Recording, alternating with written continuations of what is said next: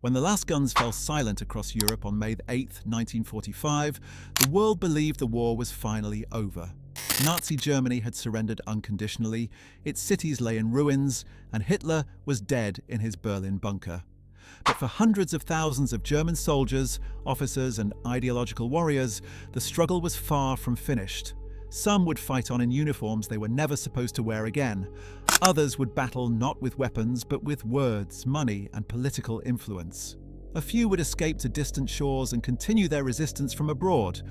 The question that haunted Allied intelligence agencies for decades was simple yet chilling. How did the Germans keep fighting the Allies after World War II had supposedly ended? In this video, we will find out. So, without further ado, let's start with the first name on our list. In the chaotic weeks following Germany's capitulation, Allied forces discovered something deeply troubling scattered across the former. Reich were weapons caches, underground bunkers stocked with ammunition, and networks of fanatical believers who refused to accept defeat. The Nazi leadership had anticipated this moment and prepared accordingly. Operation Werewolf, conceived in the dying days of the war, was meant to be a guerrilla resistance movement that would harass occupying forces for years to come. SS Obergruppenführer Hans Adolf Prützmann was appointed as its commander-in-chief, tasked with organizing sabotage operations, assassinations, and propaganda campaigns that would make the Allied occupation unbearable. Radio Werewolf broadcasts began in April 1945, urging German civilians to resist the invaders through any means necessary. The first werewolf attack came on March 25, 1945, when a unit assassinated Franz Oppenhoff, the Allied-appointed mayor of Aachen, in his own home. This brazen killing sent shockwaves through Allied command structures and raised fears that Germany would become another guerrilla nightmare, similar to the resistance movements the Nazis themselves had faced in occupied Europe. However, the reality of werewolf operations proved far less dramatic than the propaganda suggested. Most Germans were exhausted, traumatized, and desperate for the war to truly end. Food shortages, destroyed infrastructure, and the presence of millions of Allied troops made organized resistance nearly impossible. By June 1945, most werewolf cells had dissolved, their members either captured, killed, or simply walking away to try to rebuild their shattered lives. Prützmann himself was captured by British forces in May 1945 near Lüneburg. Rather than face trial for his role in war crimes and the werewolf organization, he bit down on a cyanide capsule hidden in his mouth and died within minutes. The movement he had commanded faded quickly, but its existence had planted a seed of paranoia that would influence Allied occupation policy for years. The myth of the werewolf outlasted its actual operations, keeping Allied soldiers on edge and justifying harsh denazification measures that might otherwise have been relaxed sooner. Yet while werewolf failed to materialize as a significant threat, other forms of German resistance proved far more enduring and insidious. Among the most troubling was the continuation of Nazi ideology through organized veteran groups that would eventually wield considerable political power in post-war West Germany. These organizations operated openly, legally, and with growing confidence as the years passed and Allied attention shifted from punishing Germany to rebuilding it as a bulwark against Soviet expansion. The transformation of Germany from defeated enemy to Cold War ally created opportunities for former Nazis to rehabilitate themselves in ways that would have seemed impossible in 1945. The Waffen-SS, Hitler's elite military force that had been declared a criminal organization at Nuremberg, became the focal point of this rehabilitation effort. When the war ended, approximately 900,000 men had served in the Waffen-SS at some point during the conflict. Their black uniforms and lightning bolt insignia had become symbols of terror across occupied Europe. Their units had participated in massacres, war crimes, and crimes against humanity on a scale that shocked even hardened Allied investigators. At Oradour-sur-Glane in France, SS troops had murdered 642 civilians, including women and children, burning many alive in the village church. In the Soviet Union, Waffen-SS units had worked alongside Einsatzgruppen death squads, assisting in the murder of countless civilians and prisoners of war. These were not soldiers who had simply followed orders in conventional combat.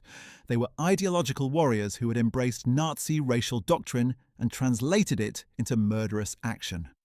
When Germany surrendered, Allied authorities immediately ordered the dissolution of all SS formations and the arrest of its leadership. Thousands of Waffen-SS men were marched into prisoner of war camps, still wearing the uniforms that marked them as something more than ordinary soldiers. The legal reckoning came swiftly at Nuremberg. On September 30th, 1946, the International Military Tribunal declared the entire SS, including its armed wing, the Waffen-SS, to be a criminal organization. This meant that membership alone could constitute a crime under international law. However, the tribunal carved out important exceptions.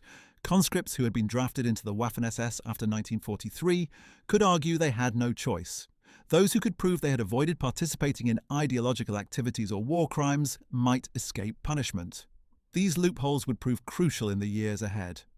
Denazification courts sprouted across occupied Germany like mushrooms after rain, processing millions of cases and attempting to categorize former Nazis on a scale from major offenders to mere followers. For Waffen-SS members, everything depended on rank, theatre of service, and increasingly, local politics and the shifting priorities of the occupation authorities. Some high-profile figures faced swift justice.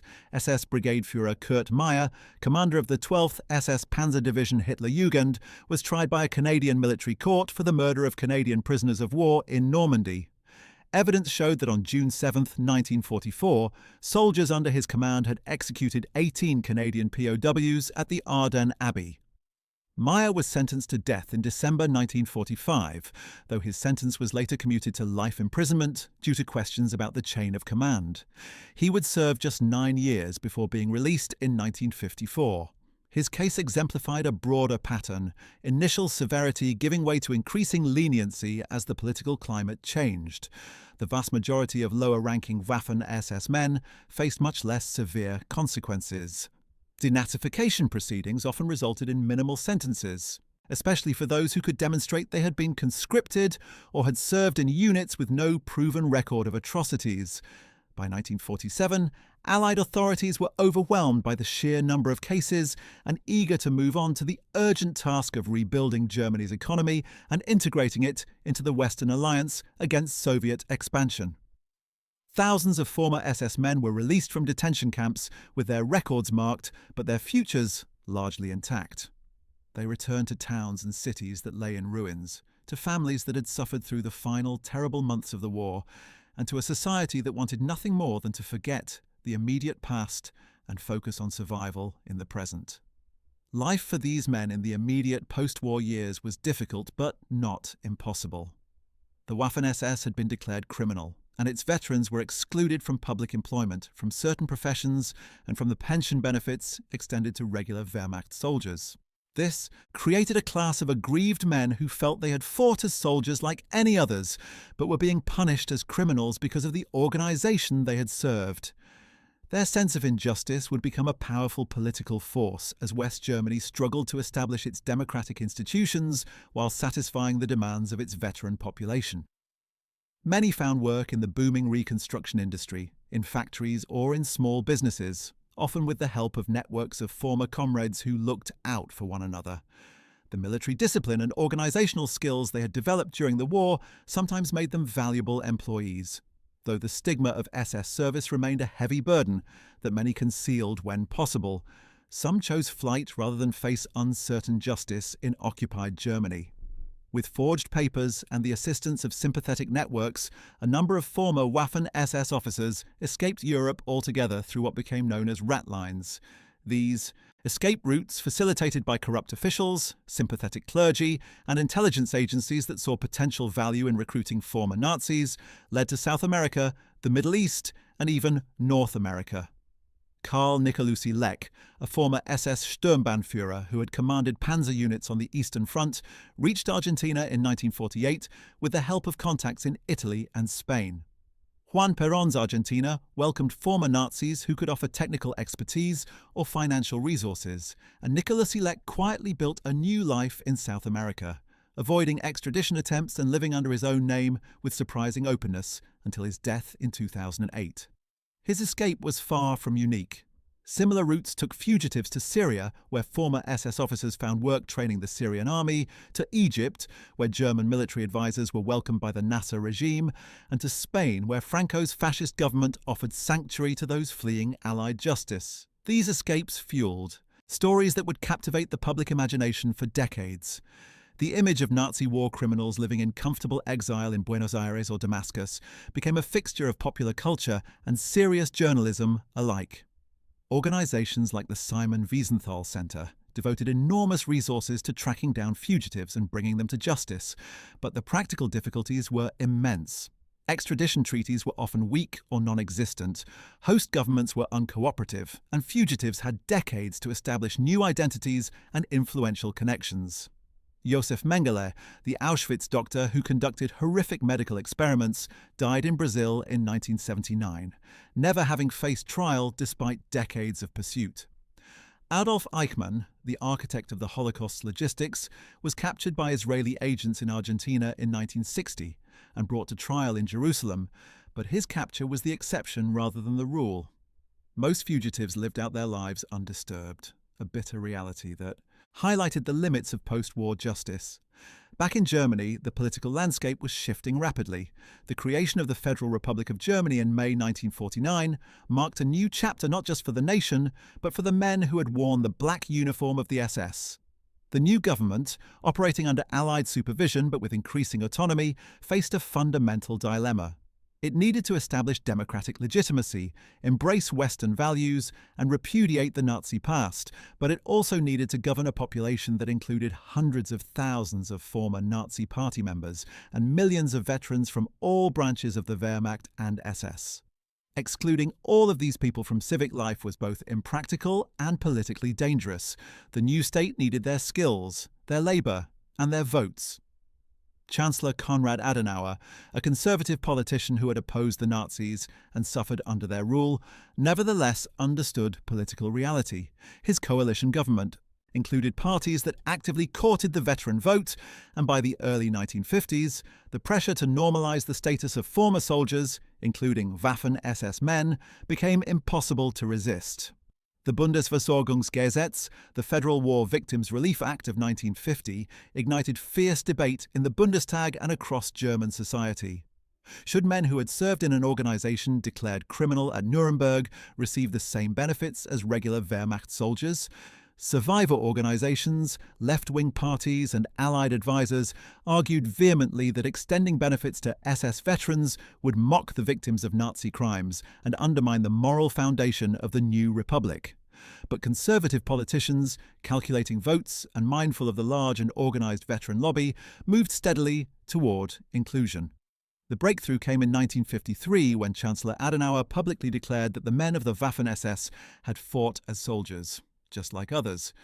This statement carried enormous symbolic weight, effectively legitimizing the Waffen-SS as a normal military formation rather than the ideological instrument of genocide it had actually been. The practical implications were immediate. Former SS men could now claim limited pensions, especially those who could demonstrate they had been conscripted after 1943 or had served in units without proven war crimes records. The legal fiction that one could be a member of a criminal organization without being a criminal oneself took hold, smoothing the path for tens of thousands of men to reintegrate into civilian life with state support. Historians would later note with bitter irony that economic reintegration often came long before moral reckoning, and in some cases never came at all. The creation of the Bundeswehr, West Germany's new armed forces, in 1956 raised another explosive question. Could former SS men serve again in uniform? NATO and the Western Allies desperately wanted West Germany to contribute to European defense against the Soviet threat, but they also worried about the reputational damage and moral hazard of allowing an army with SS veterans in its ranks. In theory, former SS men could apply to join the Bundeswehr just like any other qualified veteran. In practice, a careful vetting process rejected the vast majority. Records show that by September 1956, out of 3,117 former Waffen-SS applicants, only 508 were approved for service. The rest were rejected due to ideological concerns, criminal records, or pressure from Allied advisors who feared the new German army could inherit a tainted legacy. Those who did make it back into uniform typically kept their wartime service quiet, understanding that their past could still destroy their careers if it became public knowledge. The Bundeswehr cultivated an image of being a clean break from the Wehrmacht and SS, a citizen army loyal to democracy rather than dictatorship, even as some of its officers carried dark secrets about their service between 1939 and 1945. But the most significant way that former Waffen-SS men continued their fight was not through armed resistance or even military service. It was through organized political advocacy and historical revisionism on a scale that would eventually shape how millions of Germans understood their own recent past. In 1951, a group of former SS generals led by Paul Hauser, Otto Kumm, and Felix Steiner founded an organization with an unwieldy German name that revealed its purpose: Hilfsgemeinschaft, auf Gegenseitigkeit der Angehörigen der ehemaligen Waffen-SS, translated as the Mutual Aid Association of former Waffen-SS members. The acronym HIAG would become infamous in the decades ahead, as it fought a relentless campaign to rehabilitate the reputation of the Waffen-SS and secure benefits for its members. Paul Hauser, the organization's driving force, was himself a fascinating study in the complexities of post-war Germany. Born in 1880, he had served with distinction in the Kaiser's army during World War I, rising to the rank of lieutenant general in the Reichswehr during the interwar years. After retiring in 1932, he joined the SS in 1934 and quickly became instrumental in transforming it from a political militia into a military force. As the first commanding officer of the SS division Das Reich, he established training protocols and tactical doctrines that would be adopted across all Waffen-SS formations. During the war, he commanded at division, corps, and eventually army group level, earning a reputation as a capable if ruthless commander. He lost an eye during the fighting in France in 1944, and by the war's end held the rank of SS Oberstgruppenführer, equivalent to a full general. His units had participated in numerous war crimes, including massacres in the Soviet Union and the destruction of the French village of Oradour-sur-Glane. But Hauser managed to avoid prosecution at Nuremberg, whether through luck, lack of evidence linking him directly to specific crimes, or the chaos of the immediate post-war period, he emerged from detention in 1948 a free man. Though one whose military career was officially over, Hauser immediately set about organizing his former comrades. HIAG started modestly as a welfare organization, helping former SS men who had been denied state pensions find employment, medical care, and legal assistance. But it quickly evolved into something far more ambitious, a political lobby dedicated to rewriting the history of the Waffen-SS. The organization's central argument was deceptively simple. The Waffen-SS, they claimed, had been a purely military formation, soldiers like any others who had fought bravely for their country without involvement in the ideological crimes of the Nazi regime. This narrative conveniently ignored overwhelming evidence to the contrary, but it found a receptive audience in a Germany that desperately wanted to believe its sons and fathers had not been complicit in genocide. The timing of HIAG's founding could not have been better for its purposes. By 1951, the Cold War had fundamentally transformed the relationship between West Germany and its former enemies. The Soviet blockade of Berlin in 1948 and 1949, the communist takeover of Czechoslovakia, and the outbreak of the Korean War in 1950 had convinced Western leaders that they needed German military and industrial power on their side. Harsh denazification measures that had seemed essential in 1945 now appeared counterproductive. Politicians who had once vowed never to forgive Nazi crimes now found themselves courting the German veteran vote and seeking accommodation with former enemies. This shift in the political climate created opportunities that HIAG exploited with ruthless efficiency. Chancellor Adenauer, despite his personal opposition to Nazism, met privately with HIAG leaders and received their delegations at his office. Prominent conservative politicians like Franz Josef Strauss, who would later serve as Minister of Defense and Finance Minister, addressed HIAG rallies and praised the fighting spirit of the Waffen-SS. Adenauer's 1953 statement that Waffen-SS men had fought as soldiers just like others was partly the result of sustained HIAG lobbying. The organization had correctly identified that the new West German state, desperate for legitimacy and stability, could not afford to permanently alienate hundreds of thousands of veterans and their families. By organizing these men into a voting bloc and presenting their demands in patriotic rather than ideological terms, HIAG gained influence that would have seemed impossible just a few years earlier. By the mid-1950s, HIAG claimed tens of thousands of members organized in branches across West Germany. It published a monthly magazine called Der Freiwillige, meaning the volunteer, which promoted the myth of the Waffen-SS as an elite volunteer force of European idealists fighting against Bolshevism. The magazine featured reunion announcements, obituaries, and articles that consistently portrayed SS units as conventional military formations, unfairly maligned by Allied propaganda. HIAG also financed the publication of memoirs by former SS officers that reinforced this narrative. Paul Hauser's 1953 book Soldaten wie andere auch, Soldiers Like Any Other, became the cornerstone of what historians would later call the Waffen-SS myth. The book portrayed SS divisions as politically neutral fighting units whose members had joined to defend Europe from communism rather than to implement Nazi racial ideology. It minimized or ignored entirely the extensive documentation of Waffen-SS war crimes and presented a sanitized version of history that many Germans found comforting.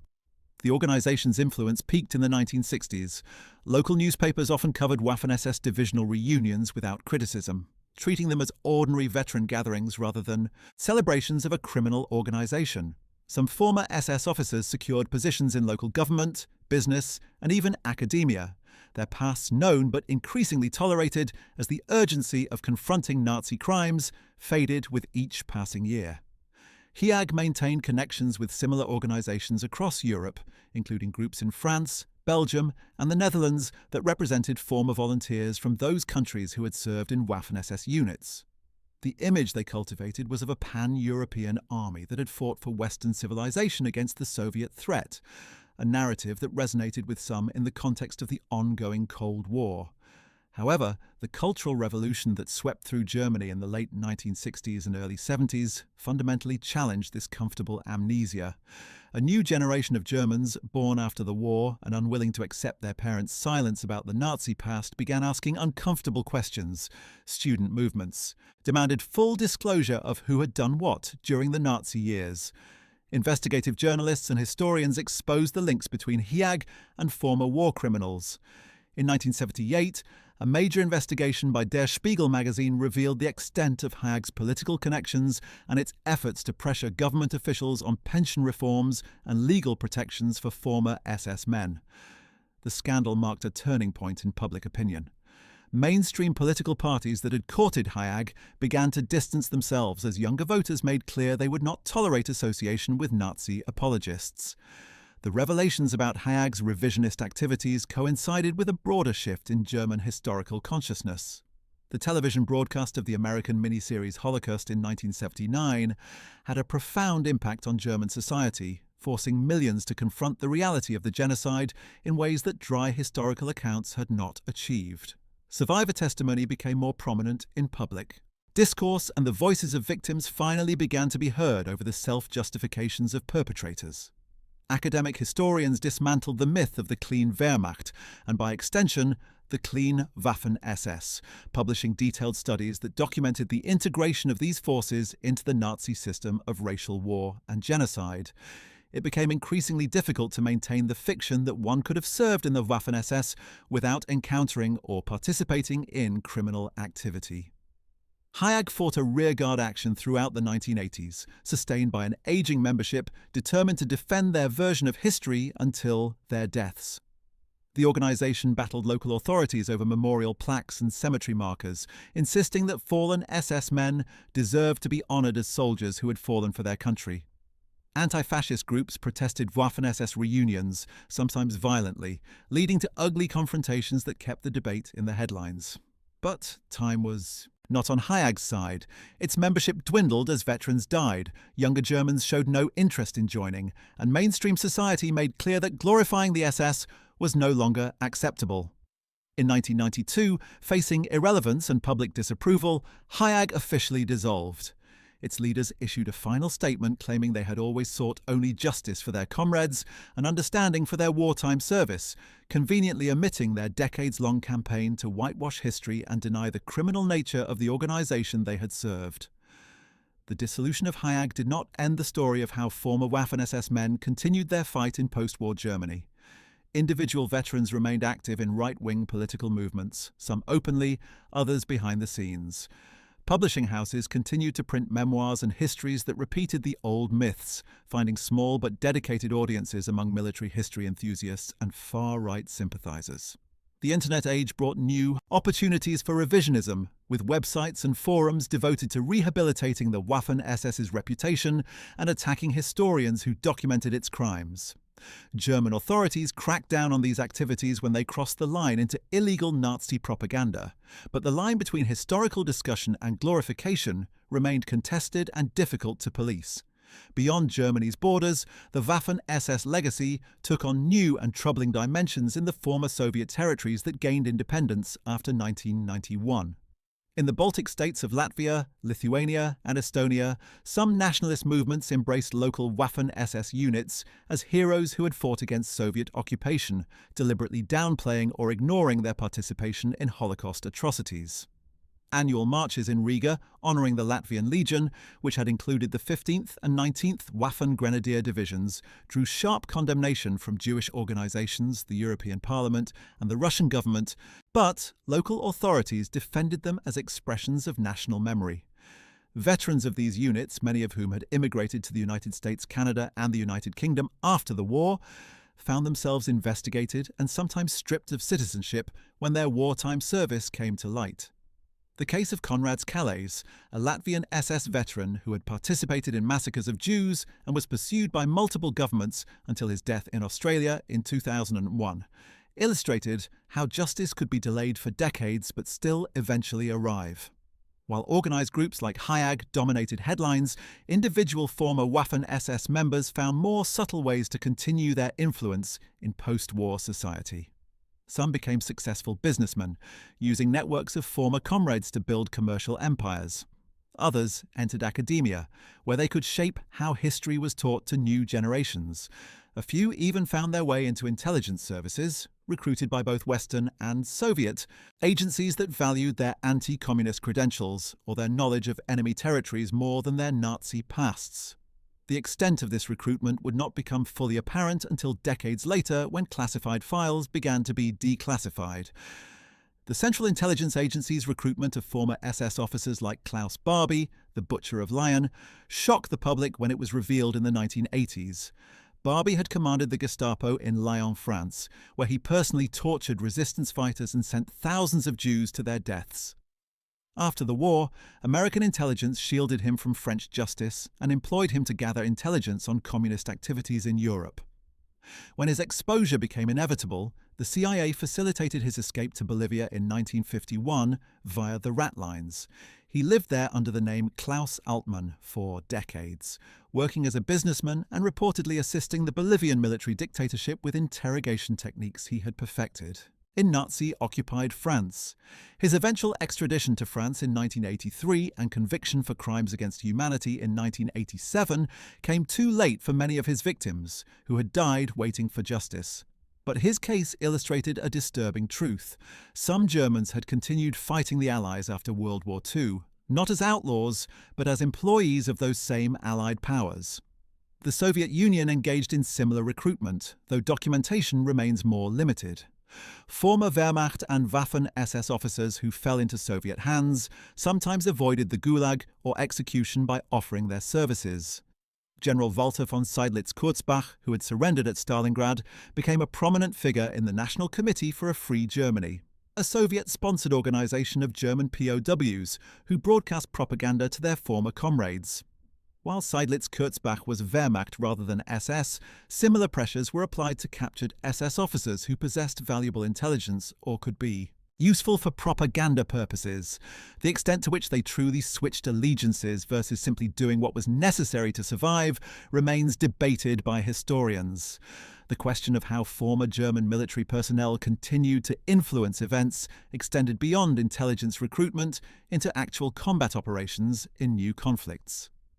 The French Foreign Legion, which traditionally accepted recruits without asking too many questions about their pasts, became a refuge for thousands of German veterans seeking adventure, employment, or simply a chance to continue soldiering. Estimates suggest that between 10,000 and 15,000 Germans joined the Legion in the decade after World War II. Many were former Wehrmacht soldiers, but a significant number had served in the Waffen-SS. The Legion asked no questions about Nazi Party membership or war crimes, requiring only that recruits be physically fit and willing to serve under French command. For men who had known nothing but military life since adolescence, the Legion offered a way to continue in the only profession they understood. These German legionnaires saw action in Indochina from 1946 to 1954, fighting against the Viet Minh in France's doomed effort to maintain colonial control. The irony was inescapable. Men who had fought for Hitler's racist empire were now fighting to preserve France's colonial empire, often against nationalist movements that used the same guerrilla tactics the Nazis had faced in occupied Europe.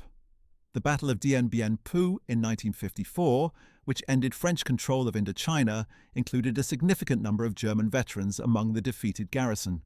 Of the approximately 10,500 French Union forces surrounded and eventually captured by the Viet Minh, several hundred were German legionnaires. Their fate in Vietnamese prison camps, having survived World War II only to become prisoners in another country's colonial war, epitomized the strange trajectories that brought former German soldiers into conflicts far from the European battlefields where they had originally learned their deadly craft. The Algerian War of Independence from 1954 to 1962 saw another generation of German legionnaires fighting in a brutal counter-insurgency campaign. By this time, a second wave of German recruits had joined, young men too young to have fought in World War II, but raised in its aftermath, seeking escape from the constraints and moral complexity of post-war Germany. But significant numbers of World War II veterans remained in the ranks, applying the harsh lessons they had learned on the Eastern Front to France's struggle to maintain control of Algeria. The techniques of counter-guerrilla warfare, population control, and interrogation that some had practiced in occupied Soviet territory found new application in the streets of Algiers and the mountains of Kabylia. When elements of the Legion joined the 1961 General's Putsch, an attempted coup against the French government to prevent Algerian independence, German veterans were prominently involved. The putsch failed, but it illustrated how former German soldiers had become enmeshed in the internal conflicts of their former enemies. But the involvement of German veterans in foreign conflicts extended far beyond the French Foreign Legion. The Korean War, which erupted in 1950 when North Korean forces invaded South Korea, attracted German volunteers on both sides of the conflict. While most Germans who fought in Korea did so as part of other national forces or as military advisors, some had found their way into communist forces through complex routes involving Soviet recruitment or ideological commitment to communism developed in POW camps. More commonly, former Wehrmacht officers found employment as advisors and trainers for the rapidly expanding armies of various nations. Egypt's president, Gamal Abdel Nasser, seeking to build a modern military capable of confronting Israel, recruited dozens of former German officers in the 1950s. Wilhelm Farnbacher, a former Wehrmacht general, became an advisor to the Egyptian army, helping to train officers and plan military operations. His employment, and that of numerous other former German military men, by an Arab government hostile to Israel, created significant diplomatic tensions and led to protests from Jewish organizations worldwide. Syria similarly recruited German advisors, including some former SS officers, to help build and train its armed forces. The rationale was purely practical from the Syrian perspective. These men had recent combat experience, understood modern military operations, and were willing to work for governments that Western powers shunned. The irony that Jewish Holocaust survivors living in Israel might face military forces trained by former Nazis was not lost on anyone, and it added a bitter dimension to the Arab-Israeli conflicts of the 1950s and 1960s. When Israeli intelligence services began tracking down and sometimes assassinating German scientists and military advisors working in Arab countries, the operations were driven as much by a desire for justice and revenge as by security considerations. The death of several German rocket scientists in mysterious accidents in Egypt during the early 1960s, widely attributed to Israeli operations, sent a clear message. Former Nazis who aided Israel's enemies would not be safe anywhere. Some German veterans found their way to Latin America not as fugitives, but as valued recruits for various military regimes. Argentina, Bolivia, Chile, and Paraguay all employed German military advisors during the 1950s and 1960s, men who brought expertise in counterinsurgency, intelligence operations, and military organization.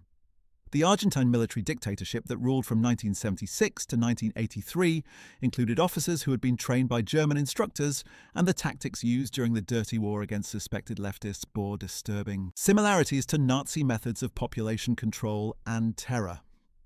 Bolivia's infamous Klaus Barbie, before his exposure as a war criminal, served as a security advisor to multiple Bolivian military governments, reportedly teaching interrogation techniques and helping to hunt down Che Guevara in 1967. His involvement in Guevara's capture and execution, if true, would mean that a former Gestapo chief had helped eliminate one of the 20th century's most iconic revolutionary figures, a bizarre coda to his criminal career. The Middle East became another theatre where former German military expertise found employment in ways that would have seemed impossible in 1945.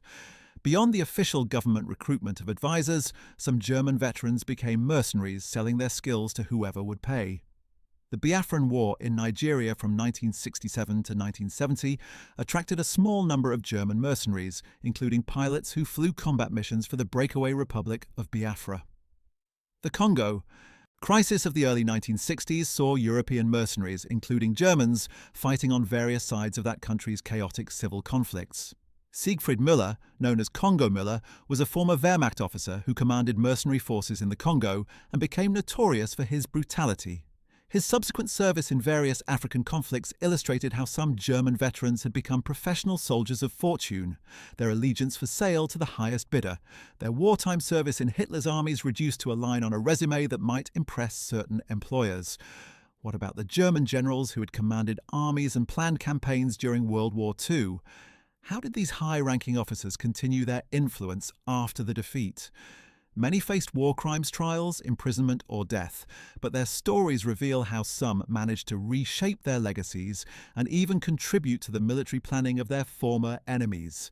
Field Marshal Erich von Manstein, widely regarded as one of the most skilled operational commanders of the war, spent the period from 1949 to 1953 in British custody facing war crimes charges. The trial focused on his actions during the invasion of the Soviet Union, particularly his army's cooperation with Einsatzgruppen death squads, and his orders regarding the treatment of Soviet prisoners and civilians. Manstein maintained throughout his trial that he had been a professional soldier following orders, unaware of the genocidal aspects of Nazi policy in the East. This defense, often called the Manstein defense in legal circles, would be echoed by countless other German officers seeking to separate their military professionalism from the regime's crimes. The court convicted Manstein on multiple counts but acquitted him of the most serious charges. His sentence of 18 years imprisonment was later reduced, and he was released in 1953 due to deteriorating health. What happened next illustrated the complex relationship between West Germany and its former military leadership. Rather than fading into obscure retirement, Manstein became an advisor to the West German government on military affairs, specifically on the organization and doctrine of the new Bundeswehr. His memoirs, published as Lost Victories, became hugely influential among military historians and strategists, presenting his view of the war as a series of brilliant operational successes, undermined by Hitler's interference. The book carefully minimized his knowledge of war crimes and portrayed him as a pure military technician caught in a political system he did not control. This narrative found ready acceptance in NATO circles, eager to recruit German military expertise for the Cold War, while maintaining the fiction that the Wehrmacht had been essentially clean, fighting a conventional war distinct from the Nazi regime's ideological crimes. Former General Franz Halder, who had served as chief of the German General Staff from 1938 to 1942, took a different path to rehabilitation and continued influence. After his arrest in 1945, Halder cooperated extensively with American military intelligence, providing detailed information about German operations on the Eastern Front. The U.S. Army Historical Division employed him and numerous other former Wehrmacht generals to write operational histories of the war, documents that would be used to understand Soviet military capabilities and plan potential NATO operations against the Warsaw Pact.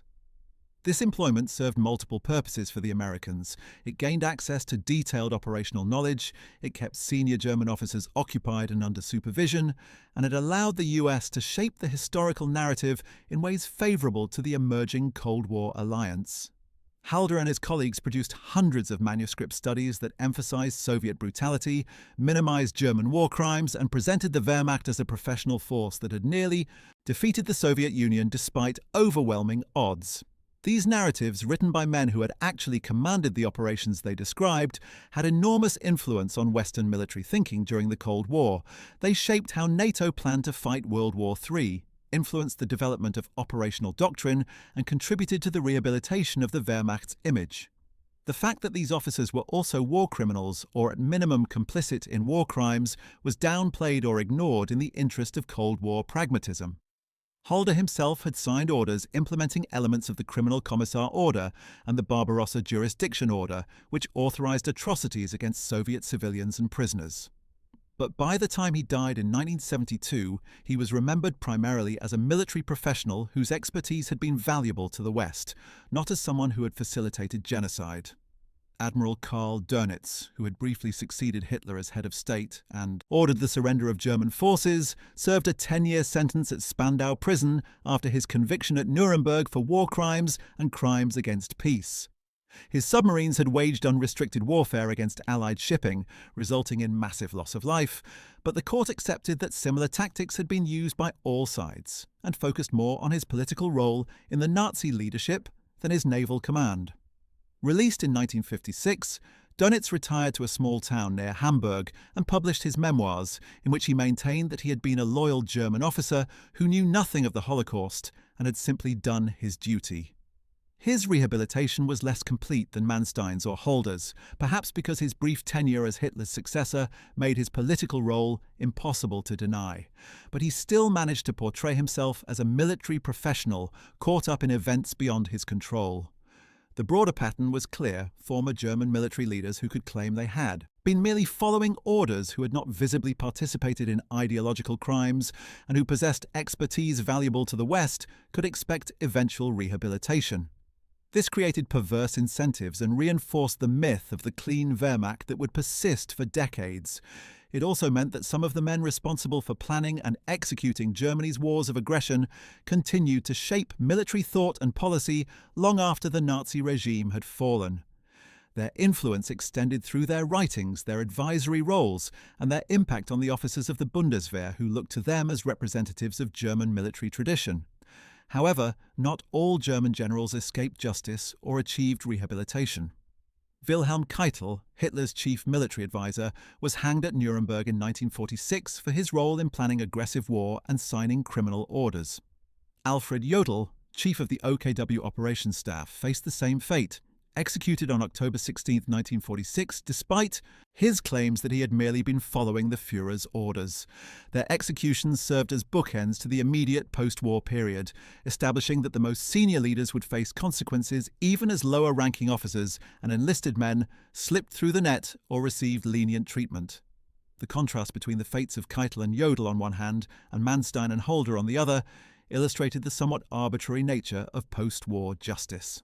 All four men had been deeply involved in planning and executing Germany's military operations. All had signed orders that led to atrocities, but the two who had served most directly under Hitler paid with their lives, while those with more operational separation from the Führer eventually walked free. Field Marshal Albert Kesselring, known as Smiling Albert for his generally cheerful demeanour, commanded German forces in Italy and oversaw brutal anti-partisan operations that resulted in massacres of Italian civilians. His trial in 1947 focused specifically on the Ardeatine Cave massacre, where 335 Italian civilians were executed in retaliation for a partisan attack that killed 33 German soldiers. The British military court found Kesselring guilty and sentenced him to death, but the sentence was commuted to life imprisonment following pressure from British military figures who admired his operational abilities. He was released in 1952, ostensibly for health reasons, and promptly joined various veteran organizations, becoming a prominent voice defending the Wehrmacht's honor and minimizing German war crimes in Italy. His rehabilitation and prominent role in post-war veteran politics illustrated how even convicted war criminals could re-enter German society if they possessed the right connections and said the right things about their service, having been purely military. The Cold War context transformed how former German military men were perceived and utilized by Western powers. The North Atlantic Treaty Organization, established in 1949, desperately needed German participation to counter the massive Soviet military presence in Eastern Europe. This created pressure to rehabilitate not just individual German officers but the entire concept of German military professionalism. The Himmerod Conference of 1950, held at a monastery in the Eifel region, brought together former Wehrmacht generals to advise on the creation of the Bundeswehr. These men, including Halder and numerous others who had served at high levels during the war, essentially designed the structure and doctrine of West Germany's new armed forces. The conference proceedings carefully avoided mentioning the Nazi past, focusing instead on lessons learned from World War II that could be applied to defending Western Europe against Soviet aggression. This allowed former generals to present themselves as apolitical military experts whose knowledge was essential for Western security, neatly separating their technical expertise from the ideological and criminal context in which they had exercised that expertise during the war. Former Luftwaffe officers found similar opportunities to continue their profession in the post-war years. The development of the West German Air Force in the mid-1950s required experienced pilots and commanders, and many former Luftwaffe personnel were recruited despite their service to the Nazi regime. Josef Kammhuber, who had commanded German night fighter forces and developed innovative air defense systems during the war, became the first inspector of the new German Air Force in 1956. His appointment was controversial given his service record, but his technical expertise and the shortage of experienced Air Force officers made him an acceptable choice to NATO planners, focused primarily on building effective defenses against Soviet bombers. Other former Luftwaffe aces and commanders similarly found positions training new pilots, developing doctrine, or advising on aircraft. Procurement, their Nazi-era service becoming just another line on a resume rather than a disqualifying stain. The naval sphere saw similar patterns of continuity between the Nazi-era Kriegsmarine and the new Bundesmarine. Former U-boat commanders who had survived the war found themselves valued for their expertise in submarine warfare, even though that same expertise had been employed in trying to starve Britain into submission through unrestricted attacks on merchant shipping. The technical knowledge of how to operate submarines, evade detection, and conduct underwater warfare was scarce and valuable, making these men worth recruiting despite their pasts. The fact that the new submarines being developed for NATO service bore marked similarities to the revolutionary-type Weidewine U-boats designed in the final years of World War II created an ironic continuity. Technology developed to defeat the Allies was now being refined to protect the Western Alliance. But beyond official military, service and advisory roles, former German military personnel found more clandestine ways to continue fighting, this time as intelligence assets for various Cold War powers. The Galen Organization, named after its founder Reinhard Galen, became one of the most important examples of how former Nazis found new employment in the service of Western intelligence. Galen had been chief of German military intelligence for the Eastern Front, making him one of the Wehrmacht's top experts on the Soviet Union. When Germany collapsed in 1945, Galen made a calculated bet. He surrendered to the Americans rather than the Soviets, bringing with him a treasure trove of intelligence files on Soviet military capabilities and contacts with anti-Soviet resistance movements in Eastern Europe. He correctly assessed that the Americans would value this information more than they would care about his service to Hitler. The U.S. Army Counterintelligence Corps recruited Galen in 1946 and established him in Bavaria with funding, protection, and a mission: rebuild his intelligence network to gather information on Soviet forces in Eastern Europe. The Galen Organization, as it became known, employed thousands of former Wehrmacht intelligence officers, SS personnel, and even collaborators from occupied Soviet territories who had worked for German intelligence during the war.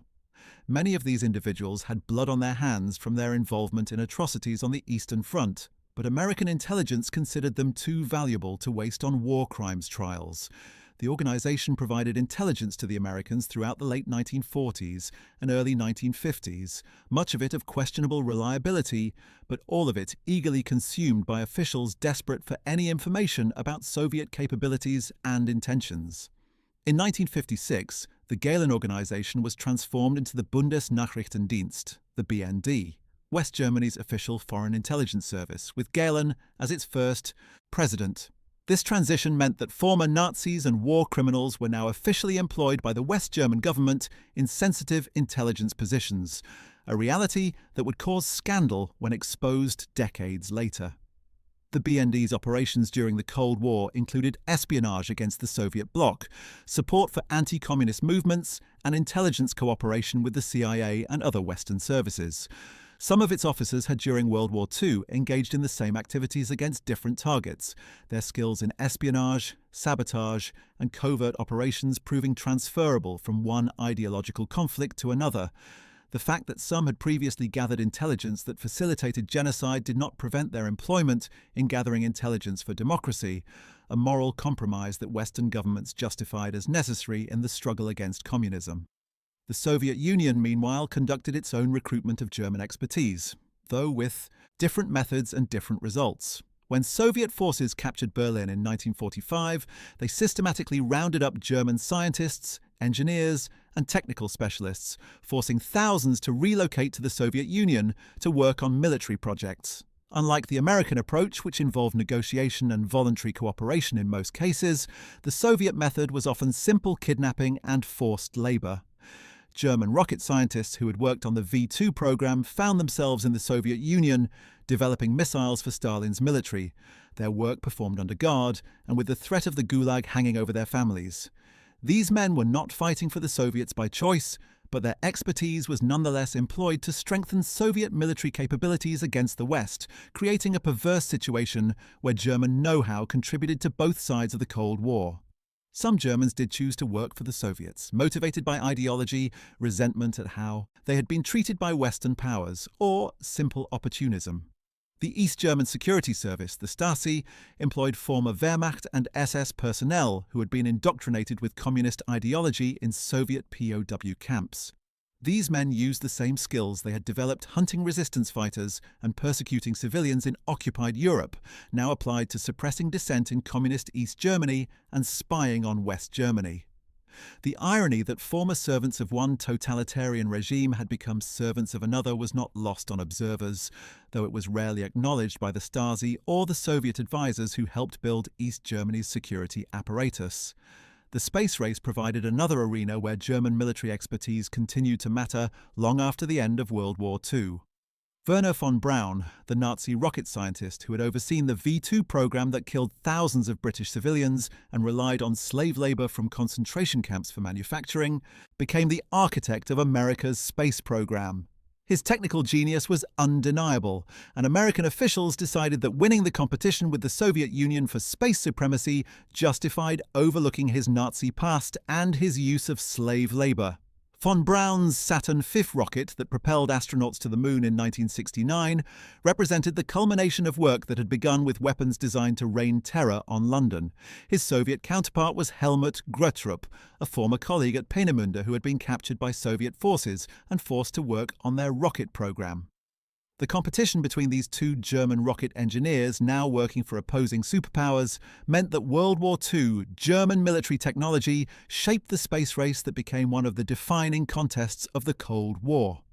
Beyond individual stories of generals, intelligence officers, and scientists, the question of how Germans kept fighting the Allies after World War II also encompassed broader social and cultural resistance to Allied goals for Germany. Denazification, the process of removing Nazi influence from German society and politics, faced widespread passive resistance from ordinary Germans who resented what they saw as victors' justice and cultural imperialism. Many Germans simply refused to cooperate with denazification tribunals, claiming ignorance of Nazi crimes, minimizing their involvement, or providing false testimony to protect former Nazis. The phrase, "I didn't know," became so common that it turned into a bitter joke among Allied officials who knew perfectly well that millions of Germans had known exactly what was happening, but chose silence and complicity. This collective denial and resistance to accepting responsibility for Nazi crimes amounted to a form of fighting against the Allied goal of moral transformation of German society. The economic revival of West Germany in the 1950s, the so-called Wirtschaftswunder or economic miracle, created another form of resistance to Allied intentions. While the Marshall Plan and Allied investment helped rebuild German industry, the actual work was done largely by the same business leaders and industrialists who had profited from the Nazi regime and used slave labor during the war. Companies like Krupp, Siemens, and IG Farben had been intimately involved in the Nazi war machine and the Holocaust, but they were deemed too important for German economic recovery to be permanently dismantled or their leadership permanently excluded. Alfred Krupp, convicted as a war criminal for using slave labor in his armaments factories, served just 3 years before being released and having his property restored to him. He returned to running the Krupp industrial empire, and by his death in 1967 was one of the richest men in Germany. This economic continuity meant that the Third Reich's industrial base essentially survived intact, operated by many of the same people, producing prosperity for the same families that had grown wealthy under Hitler.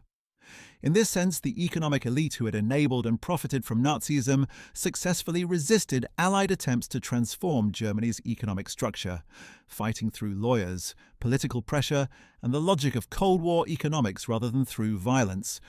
The educational system became another battlefield where the fight over Germany's past and future played out. Allied authorities wanted to fundamentally reform German education, removing militaristic and nationalist elements and instilling democratic values. But the shortage of teachers meant that many who had taught under the Nazis continued teaching after the war, bringing their attitudes and in some cases their ideologies with them. History textbooks in the 1950s often minimized German responsibility for the war, portrayed the Wehrmacht as having fought honorably, and avoided detailed discussion of the Holocaust. This meant that an entire generation of German students grew up with a sanitized version of their nation's recent past, learning more about German suffering than German crimes. The teachers who propagated these narratives were fighting to preserve a version of German history that absolved them and their generation of collective guilt, resisting Allied efforts to make Germans confront the full horror of what had been done in their name. Religious institutions, particularly the Catholic Church, sometimes became havens for former Nazis seeking to escape justice or rehabilitate their reputations. The Vatican's role in facilitating escape routes via the rat lines remains controversial, with some historians arguing that individual clerics acted without official sanction, while others point to evidence of systematic church involvement in helping war criminals flee to South America. Regardless of the level of institutional complicity, it is undeniable that Catholic monasteries, parishes, and relief organizations sometimes provided shelter, documents, and travel, assistance to men fleeing prosecution. The motivations were complex, mixing genuine Christian charity with anti-communism, institutional self-interest, and in some cases, simple naivety about the true nature of those being helped. Bishop Alois Hudel in Rome was particularly active in assisting German and Austrian fugitives, justifying his actions as preventing these men from falling into Soviet hands, where they would certainly be executed, conveniently ignoring that many deserved prosecution for genuine crimes rather than political persecution. The practical effect was that some of the worst war criminals escaped justice with assistance from institutions that claimed moral authority. Franz Stangl, commandant of the Treblinka and Sobibor death camps where hundreds of thousands were murdered, escaped to Brazil in 1951 with assistance from clerical networks. He lived there openly under his own name until 1967, when investigators finally tracked him down and extradited him to West Germany. His trial in 1970 resulted in a life sentence, but by then, most of his victims' families had waited 25 years for justice. The long delay, facilitated partly by church assistance to his escape, illustrated how various institutions and individuals had fought against Allied efforts to bring Nazi criminals to account, not through armed resistance but through obstruction, delay, and the provision of sanctuary. The legal system itself became a site of resistance to Allied goals. West German courts in the 1950s were notably lenient in prosecuting Nazi crimes, partly because many judges and prosecutors were themselves former Nazis who had served the Third Reich's legal apparatus. These men were reluctant to prosecute former colleagues and shared ideological sympathies. Sentences for horrific crimes were often shockingly light, with convicted murderers serving just a few years before release. The statute of limitations on murder was set to expire in 1960, threatening to make prosecution of Nazi crimes impossible, though public pressure eventually led to its extension and then abolition for murder. This judicial leniency amounted to a form of resistance by the legal profession against the Allied intention that Nazi crimes be fully prosecuted and punished. By slow-walking investigations, accepting defense arguments that minimized guilt, and handing down lenient sentences, German judges and prosecutors ensured that many perpetrators faced little consequence for their actions. The German medical profession similarly resisted Allied attempts at accountability and reform. Doctors who had participated in euthanasia programs, conducted medical experiments on concentration camp prisoners, or selected victims for the gas chambers often returned to medical practice after serving minimal sentences or escaping prosecution entirely. The German Medical Association protected its members, arguing that wartime service should not disqualify physicians from practicing medicine in peacetime. This meant that victims of Nazi medical crimes might find themselves treated by the very doctors who had victimized them or their loved ones, a grotesque perversion of medical ethics enabled by professional solidarity and societal amnesia. It was not until the 1980s and 1990s that the medical profession began to seriously confront its complicity in Nazi crimes, prodded by a new generation of physicians and historians who rejected the silence and evasion of their elders. The phenomenon of former Nazis achieving prominent positions in post-war West German society extended into virtually every profession and institution. Hans Filbinger, who had served as a naval judge advocate during the war and signed death sentences for deserters in the final days of the conflict, became Minister-President of Baden-Württemberg in 1966, one of the most powerful political positions in West Germany. His past only became a major scandal in 1978 when journalists exposed his wartime role in executing deserters, forcing his resignation. The fact that he had risen so high despite his record illustrated how many former Nazis had successfully integrated into democratic West Germany by simply not talking about their pasts and relying on societal silence about the Nazi years. Filbinger's defense that what had been legal then could not be judged illegal now sparked outrage and helped shift German public attitudes toward greater willingness to confront the past, but his career showed how long that confrontation had been delayed. Kurt Georg Kiesinger, who served as Chancellor of West Germany from 1966 to 1969, had been a member of the Nazi Party and worked in the Foreign Office's radio propaganda department during the war. His election as Chancellor sparked protests from younger Germans who could not understand how a former Nazi could lead their country. But the older generation that dominated politics saw nothing unusual about it. Kiesinger's chancellorship coincided with the emergence of the student movement that would fundamentally challenge Germany's collective amnesia about Nazism. When activist Bita Klasfeld publicly slapped Kiesinger in the face at a CDU party congress in 1968, calling him a Nazi, she was expressing the outrage of a generation that rejected the accommodations their parents had made with former Nazis. The slap heard round Germany became a symbol of generational conflict over how to deal with the Nazi past, and though Kiesinger served out his term, the incident contributed to growing pressure for more honest confrontation with history. The 1960s and 1970s saw increasing challenges to the comfortable narratives that had allowed former Nazis to reintegrate without full accountability. The Frankfurt Auschwitz trials from 1963 to 1965 put concentration camp guards and administrators on trial, forcing Germans to hear in detail about the industrialized murder that had taken place in their name. The testimony of survivors and the mountains of documentation presented in court made it impossible to maintain the fiction that ordinary Germans had not known what was happening.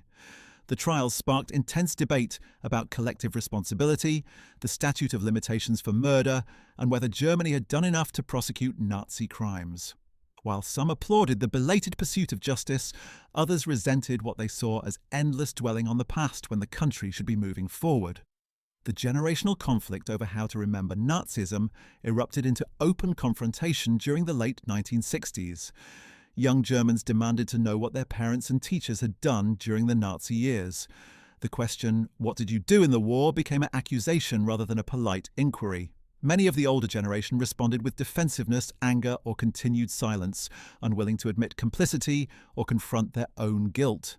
This intergenerational conflict had political consequences, radicalizing some young Germans who saw their elders' evasions as evidence that German society had not truly broken with Nazism. Some turned to left-wing terrorism, with groups like the Red Army faction justifying their violence, partly as a response to the failure of their parents' generation to adequately address Nazi crimes.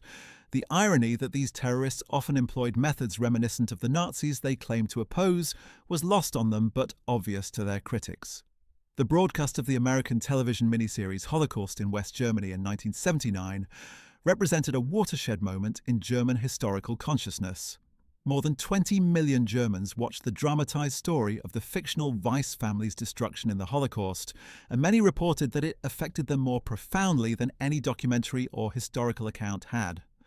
The emotional impact of seeing the genocide portrayed through individual characters created a level of empathy and understanding that academic histories had failed to achieve. Phone lines were flooded with calls from viewers, some confessing their own involvement in Nazi crimes, others expressing shock at what they had learned, still others angrily denying that such things had happened.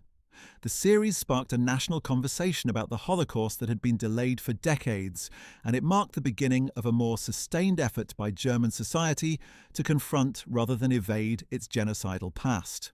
But even as German society slowly moved toward greater honesty about the Nazi past, remnants of the old resistance to that honesty persisted.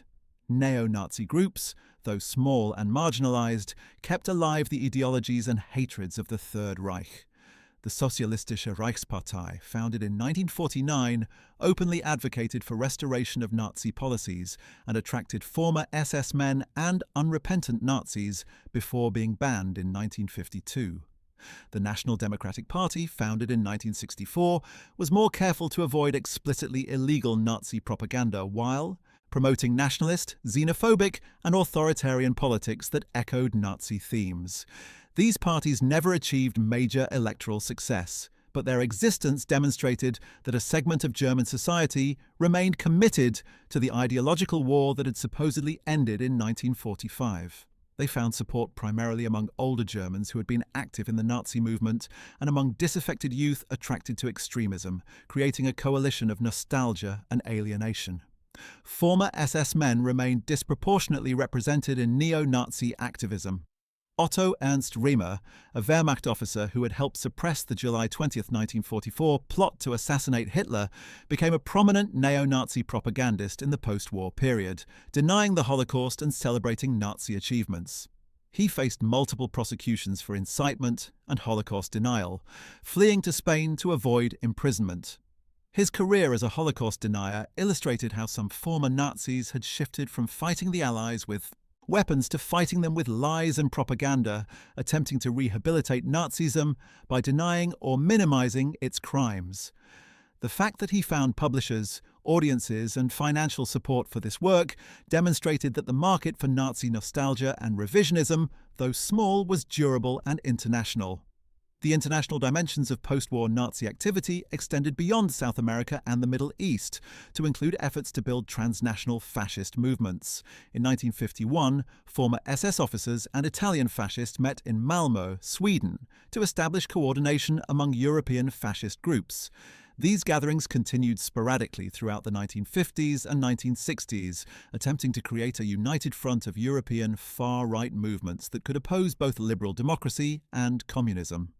The practical results were minimal, as national movements proved unable to overcome their own nationalisms to build effective international cooperation, but the effort itself showed that some former Nazis and their sympathizers remained committed to the fight against the democratic order that had replaced Hitler's Reich.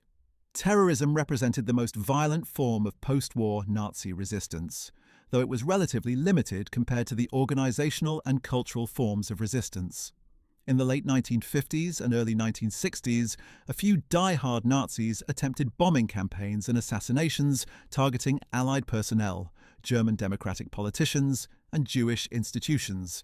These attacks were generally small-scale and ineffective, the work of isolated individuals or tiny cells rather than organized movements. The most notorious was the Edelweiss Pirates, youth gangs that had opposed the Nazis during the war and then continued resistance activities against the Allied occupation, though their political orientation was more anarchistic than pro-Nazi. More clearly, Nazi in orientation were scattered incidents of synagogue vandalism, attacks on Jewish cemeteries, and occasional bombings, but these remained marginal phenomena that attracted more police attention than popular support. The question of how Germans continued fighting the Allies after World War II also encompasses the global diaspora of Germans who left Europe after the war. German communities in South America, Southern Africa, and elsewhere became havens for unrepentant Nazis who created little islands of continued allegiance to the fallen Reich. In Paraguay, Josef Mengele lived for years in a German community that protected him from extradition and maintained cultural and political ties to the old country. These expatriate communities sometimes became centers for Nazi nostalgia, Holocaust denial, and support for far-right movements in their adopted countries. The annual German cultural festivals in Argentine towns with large German populations sometimes featured displays and symbols that would have been illegal in Germany itself, allowing emigrants to express affiliations and beliefs that were increasingly unacceptable in their homeland. South African Germans, some of whom had sympathized with Nazism during the war, found the apartheid system congenial to their racial ideologies and in some cases brought expertise in surveillance, crowd control, and counterinsurgency to the service of the apartheid state. The historical connections between German Nazism and South African apartheid, both systems built on theories of racial hierarchy and separation, created ideological affinities that some Germans exploited to continue fighting for white supremacy in a different context. This was not an organized continuation of Nazi resistance, but rather individuals and small groups finding new outlets for ideologies formed during the Nazi period. In Eastern Europe and the Soviet Union, the dynamics were different but no less significant. The Soviet occupation of Eastern Germany created the German Democratic Republic, a communist state that claimed to have completely broken with the Nazi past by abolishing capitalism and establishing a socialist system. This narrative allowed the GDR to portray West Germany as the true successor to Nazi Germany, since it maintained capitalist economic structures and employed former Nazis in government and business. However, this was largely propaganda masking a more complex reality. The East German state also employed former Nazis when they possessed needed expertise, simply requiring that they adopt communist ideology rather than democratic rhetoric. The Stasi, the feared East German secret police, included former Gestapo officers and SS men who had been turned by Soviet intelligence, their skills at surveillance and repression valued regardless of their previous service. The struggle over memory and truth about the Nazi past became one of the central battlegrounds of the German Cold War. West Germany accused East Germany of harboring former Nazis despite its anti-fascist rhetoric, which was true. East Germany accused West Germany of being a Nazi restoration in capitalist clothing, which was an exaggeration but contained elements of truth given the prominence of former Nazis in West German institutions. Both sides used the other's undeniable failures to fully denazify as propaganda weapons, even as both quietly made accommodations with former Nazis when expedient.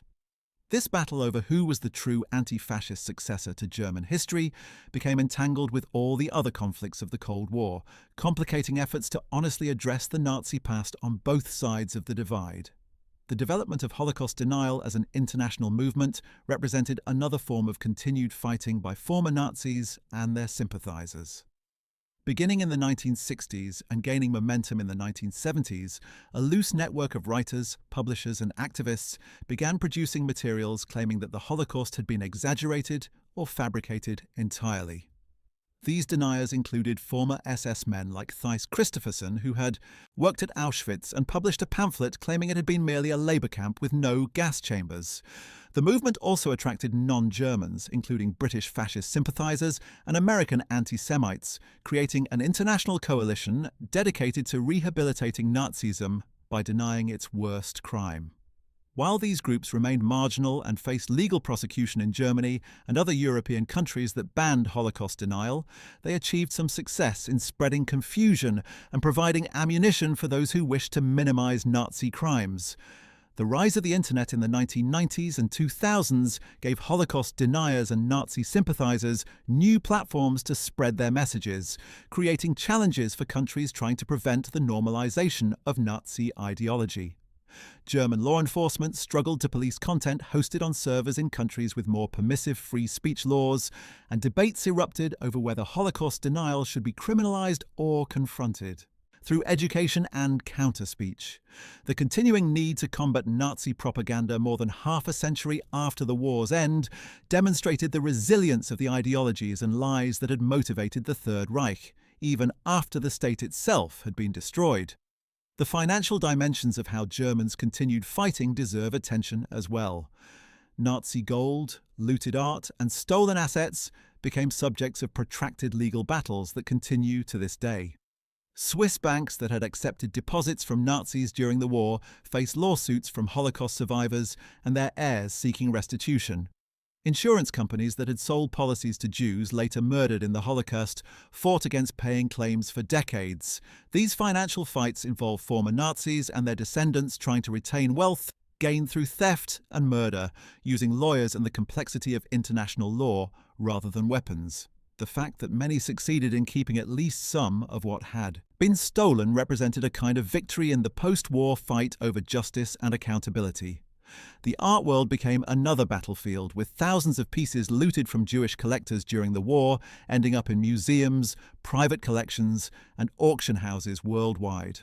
Heirs of the original owners fought for decades to reclaim their property, facing resistance from institutions and individuals who had acquired the art in transactions that seemed legitimate on paper but were rooted in theft. Some of these fights involved former Nazis or their families directly. Art dealers who had profited from forced sales or simple theft during the war, now arguing that they had purchased items legally and should not have to return them. The moral clarity that looted art should be returned to its rightful owners clashed with legal complexities and institutional self-interest, creating battles that drag on through courts and international negotiations. Corporate responsibility for Nazi-era crimes became another prolonged fight that extended decades after the war. Companies like Volkswagen, BMW, and Daimler-Benz had used slave labor extensively during the war, working prisoners to death in factories that produced vehicles and weapons for the Nazi war machine. After the war, these companies returned to producing civilian goods and became symbols of German economic revival, but they resisted acknowledging their use of slave labor or providing compensation to survivors. It was not until the 1990s, prodded by lawsuits in American courts and pressure from historians and activists, that German companies began to seriously address their Nazi-era histories. A compensation fund was finally established in 2000, more than 50 years after the war's end, providing small payments to surviving slave laborers. The long delay represented a successful rearguard action by corporate interests fighting against full accountability for their participation in Nazi crimes. The German pharmaceutical industry provides another example of this pattern. IG Farben, the chemical conglomerate that produced Zyklon B gas used in the death camps and extensively exploited slave labor, was broken up after the war into separate companies, including Bayer, BASF, and Hoechst. These successor companies enjoyed tremendous commercial success in the post-war decades while denying responsibility for IG Farben's crimes, arguing that they were legally distinct entities.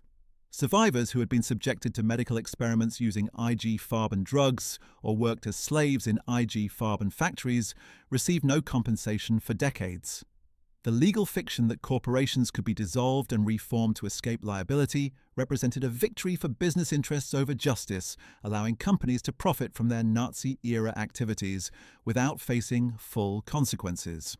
The broader question of individual versus collective responsibility remained contested throughout the post-war period.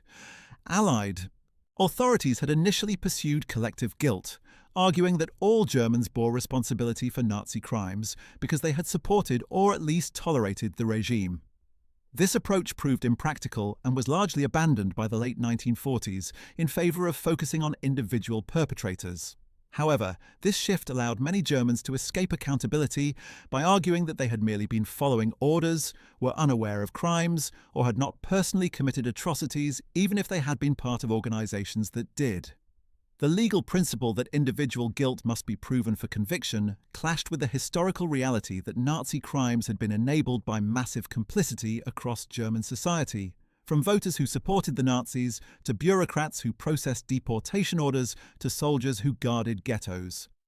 The debate over German collective responsibility influenced how the war was remembered and taught. Some argued that collective guilt was unjust and counterproductive, that Germans needed to move forward rather than be paralyzed by shame over crimes they had not personally committed. Others maintained that acknowledging collective responsibility was necessary for moral renewal and to prevent future atrocities. This debate became particularly intense during the 1980s Historikerstreit, the historians' dispute, in which prominent academics argued over whether the Holocaust was unique or comparable to other genocides, whether Germans could have a normal relationship with their national history, and how the Nazi past should be incorporated into German national identity. Conservative historians argued for normalization and moving past the fixation on Nazi crimes, while others insisted that the Holocaust must remain central to German historical consciousness as a moral warning and acknowledgement of responsibility. Ernst Nolte, a conservative historian, sparked outrage in 1986 by arguing that the Holocaust had been partly a reaction to Bolshevik violence and should be understood in the context of the ideological conflicts of the early 20th century. This appeared to some as an attempt to relativize or excuse Nazi crimes by comparing them to Soviet atrocities. The fierce response from historians like Jürgen Habermas, who argued that such comparisons were morally unacceptable and historically misleading, illustrated how debates over the Nazi past remained politically charged more than 40 years after the war's end. The Historikerstreit showed that former Nazis and their defenders had shifted from physical resistance to intellectual resistance, fighting to shape how history would remember the Third Reich and its crimes. The reunification of Germany in 1990 reopened old wounds and created new challenges for dealing with the Nazi past. The collapse of East Germany meant that its archives, including extensive Stasi files, became available to researchers and victims. These files revealed the extent to which the GDR had employed former Nazis despite its anti-fascist rhetoric, undermining its claims to moral superiority over West Germany. They also documented how East German intelligence had cooperated with neo-Nazi groups in West Germany, using them to destabilize and embarrass the West German government. The exposure of these activities complicated the already difficult process of German reunification and illustrated how the fight over the Nazi legacy had been manipulated by both German states for Cold War purposes. The opening of Eastern European archives after the fall of the Soviet Union provided new documentation of Nazi crimes and revealed the fates of many who had escaped to the East. Some former Nazis who had been assumed dead were discovered to have lived out their lives in the Soviet Union or Eastern Europe, sometimes in prison camps, but other times as protected intelligence assets. Soviet documents showed extensive recruitment of former Nazis for intelligence work against the West, mirroring American recruitment, but with less public acknowledgement. These revelations complicated Cold War narratives and demonstrated that pragmatic use of former Nazis had been widespread among the victorious powers despite public condemnations of Nazism. The question of whether children and grandchildren of Nazis bore any responsibility for their ancestors' crimes became increasingly relevant as generations passed. Some descendants of prominent Nazis changed their names and tried to escape their heritage. Others publicly acknowledged their family histories and worked to promote education about the Holocaust as a form of making amends. Nicholas Frank, son of Hans Frank, who had been Governor-General of occupied Poland and executed at Nuremberg, wrote scathing denunciations of his father and lectured widely about Nazi crimes. His stance contrasted sharply with others who defended their Nazi ancestors, or minimized their crimes, leading to bitter divisions even within families. These generational struggles over memory and responsibility represented another form of continued fighting, not over political power but over historical truth and moral responsibility. The hunt for Nazi war criminals, led by investigators like Simon Wiesenthal and organizations like the Simon Wiesenthal Center, continued for decades after the war. Each capture and trial, whether of Adolf Eichmann in 1960, Klaus Barbie in 1987, or John Demjanjuk in 2011, renewed debates about the purpose of late prosecutions. Critics argued that pursuing elderly men decades after their crimes served no practical purpose and was mere vengeance. Defenders maintained that justice should have no statute of limitations for murder, that survivors deserved to see perpetrators held accountable, and that prosecutions served important educational functions by keeping historical memory alive. The investigations often revealed networks of protection that had shielded war criminals, showing how former Nazis and their sympathizers had continued fighting to protect each other from justice. The case of John Demjanjuk illustrated the complexities and controversies of late prosecutions. Demjanjuk, a Ukrainian who had served as a guard at Nazi death camps, immigrated to the United States after the war by concealing his past. When his identity was revealed in the 1970s, he faced deportation, extradition to Israel, where he was tried and initially convicted as Ivan the Terrible of Treblinka, then acquitted when evidence emerged that he had actually served at Sobibor rather than Treblinka. Extradited to Germany in 2009, he was convicted in 2011 of being an accessory to murder at Sobibor and died in 2012 while his appeal was pending. His case raised questions about the reliability of elderly witness testimony, the fairness of prosecuting low-level perpetrators rather than masterminds, and whether someone forced into service by the Nazis bore the same moral responsibility as willing participants.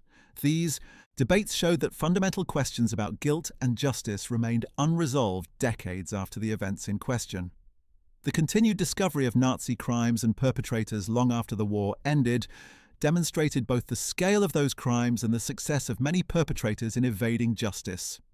Estimates suggest that hundreds of thousands of individuals participated directly in the Holocaust and other Nazi atrocities, yet only a small fraction ever faced trial. The vast majority lived out their lives peacefully, their crimes unknown to neighbors and colleagues, their guilt never legally established. This reality meant that the fight over accountability for Nazi crimes was largely lost by the Allies and survivors, won by perpetrators who successfully escaped justice through flight, concealment, or the simple passage of time. The handful of prosecutions that did occur represented symbolic victories but could not compensate for the fundamental failure to hold most perpetrators accountable. The question of forgiveness and reconciliation complicated efforts at accountability. Some survivors, particularly those who converted to Christianity or embraced pacifist philosophies, publicly forgave their persecutors and advocated for reconciliation over retribution. Others rejected forgiveness as impossible for crimes of such magnitude and argued that only perpetrators could seek forgiveness, not victims seek forgiveness for crimes against others. These debates over forgiveness often created divisions within survivor communities and shaped how different groups approached commemoration and education. Some organizations focused on forgiveness and building bridges between Germans and Jews, while others insisted on maintaining memory of the crimes and rejecting premature reconciliation. The fight over how to remember and respond to Nazi crimes thus continued within victim communities as well as between victims and perpetrators. German reparations to Israel and to individual survivors represented another contested arena where fighting over the Nazi legacy played out. The Luxembourg Agreement of 1952 committed West Germany to pay substantial reparations to Israel and to support Jewish survivors worldwide. Some Israelis opposed accepting money from Germany, viewing it as blood money that could never compensate for what had been lost. Others argued that Germany had a moral and legal obligation to pay, and that survivors needed material support. The agreement was deeply controversial in both countries but ultimately implemented, providing billions of marks to Israel and payments to hundreds of thousands of survivors. However, many survivors never received compensation, excluded by narrow definitions of who qualified or unable to navigate complex bureaucracies. The fights over who deserved compensation and how much continued for decades, with new programs established as late as the 2000s to provide payments to groups previously excluded. The architecture of memory became another battlefield in the fight over how to remember Nazi crimes. Debates over Holocaust memorials, museums, and commemorative practices reflected fundamental disagreements about what should be remembered and how. The Memorial to the Murdered Jews of Europe in Berlin, designed by Peter Eiserman and opened in 2005, generated intense controversy over its abstract design, its location, and whether it adequately conveyed the horror it commemorated. Some felt it was too subtle, others that it was too imposing, others that it focused too narrowly on Jewish victims while neglecting Roma, homosexuals, disabled people, and others murdered by the Nazis. These debates illustrated that even in agreement that Nazi crimes should be commemorated, Germans remained divided over how to do so in ways that would educate without glorifying, memorialize without paralyzing, and acknowledge without enabling collective evasion of responsibility. Local commemorative practices created additional conflicts. Should streets named after military figures who served the Nazis be renamed? Should monuments to German war dead include those who fought for Hitler? Should concentration camp sites be preserved as museums or allowed to decay naturally? Each of these questions sparked heated debates in towns and cities across Germany, with different communities reaching different conclusions. Some renamed streets and removed controversial monuments, while others argued for preserving historical names as educational reminders. These local battles over memory continued the larger national struggle over how Germans should relate to their Nazi past, translating abstract historical questions into concrete decisions about public space and civic identity. The role of women in the Nazi regime and post-war resistance became increasingly recognized as historians moved beyond a focus on male political and military leaders. Women had served as concentration camp guards, denounced Jews and resistors to the Gestapo, worked as nurses in euthanasia programs, and supported the regime in countless ways. After the war, some faced prosecution, but many others escaped accountability and resumed normal lives. Figures like Hermine Braunsteiner, who had been a guard at Ravensbrück and Majdanek concentration camps, immigrated to the United States and lived quietly as a housewife until her past was revealed in the 1960s, leading to her extradition to Germany and life imprisonment. Her case, and others like it, demonstrated that gender had provided no protection from committing atrocities, but had sometimes provided protection from prosecution, as societies found it more difficult to see women as capable of extreme violence. The wives and children of prominent Nazis faced their own challenges in the post-war world, sometimes becoming targets of anger over crimes they had not committed, other times benefiting from wealth and connections their husbands and fathers had gained. Through Nazi service, Magda Goebbels had killed her 6 children and then committed suicide alongside her husband Josef Goebbels in Hitler's bunker, denying her children any chance at life after Nazism. Emmy Goering, wife of Hermann Goering, was interrogated and briefly imprisoned but eventually released, living in relative comfort on the proceeds of art her husband had looted. These vastly different fates illustrated the range of outcomes for Nazi families, from total destruction to successful adaptation to the post-war order. The children of Nazis often struggled with the burden of their heritage. Some changed their names and tried to escape association with their parents' crimes. Wolf Rüdiger Hess, son of Rudolf Hess, spent his life defending his father and promoting neo-Nazi causes, insisting until his death in 2001 that his father had been a peace envoy unjustly imprisoned. Gudrun Berwitz, daughter of Heinrich Himmler, similarly devoted her life to defending her father's memory and supporting organizations that helped former SS members, becoming a prominent figure in neo-Nazi circles until her death in 2018.